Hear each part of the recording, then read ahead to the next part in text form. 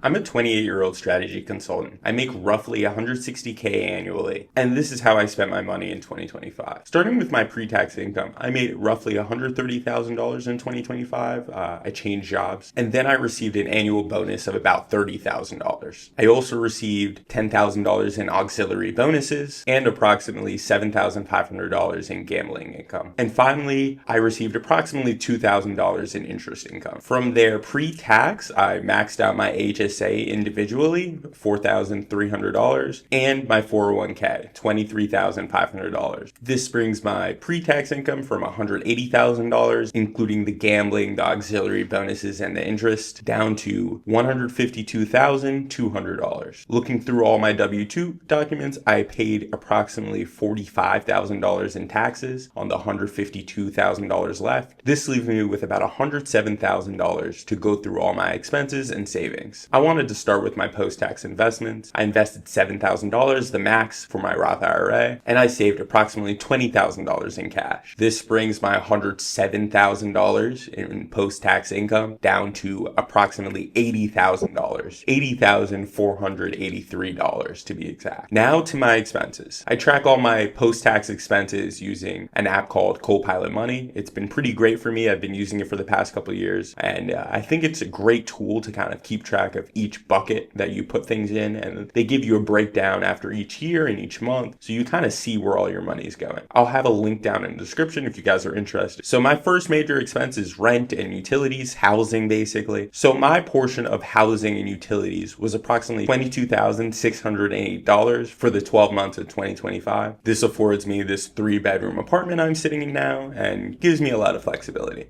Next, I have another really big expense, $13,076 in student loans, over $1,000 a month, and I'm happy to pay it. I think I got a great education that's put me in the place I am in now, but it's a lot of money. My next biggest expense is groceries. Approximately $11,000 went to groceries in my portion of groceries in my household. To continue on the topic of food, approximately $3,300 went to restaurants this past year. Next, I have all car expenditures. This includes car insurance, car maintenance, car payments for the past year, and that is approximately $6,302. Next, I have a pretty big bucket in vacations and travel, $5,887 this past year. And next, I have purchases for children, $4,200 approximately, all spent on strollers, different devices, different things that you would need to raise a child. After taking out housing, groceries, restaurants, student loans, car expenditures, vacations, and purchases for kids, I am left with $14,020. So all in all,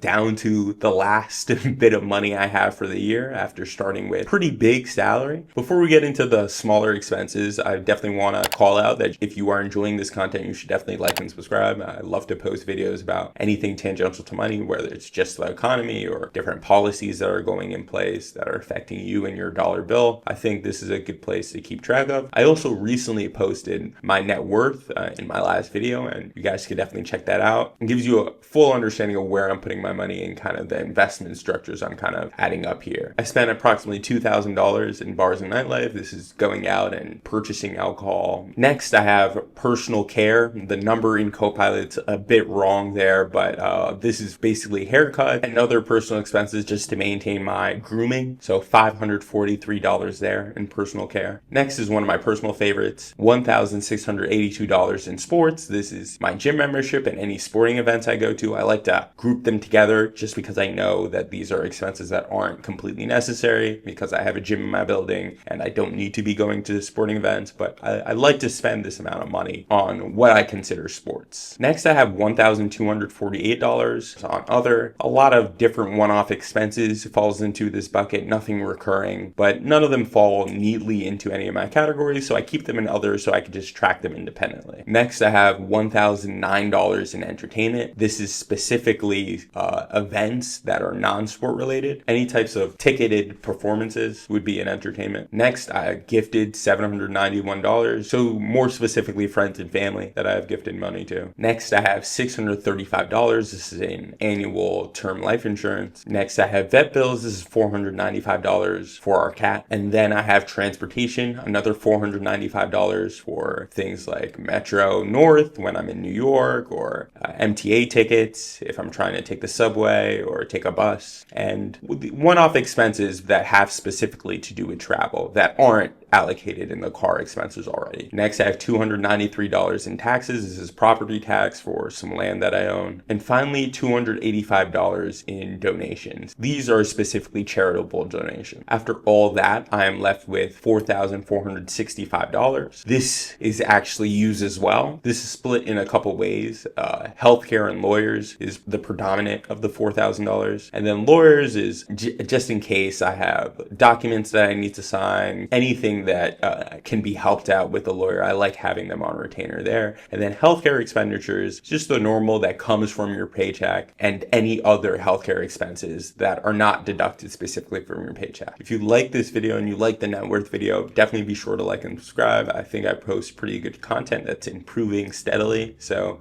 be sure to follow my financial journey here.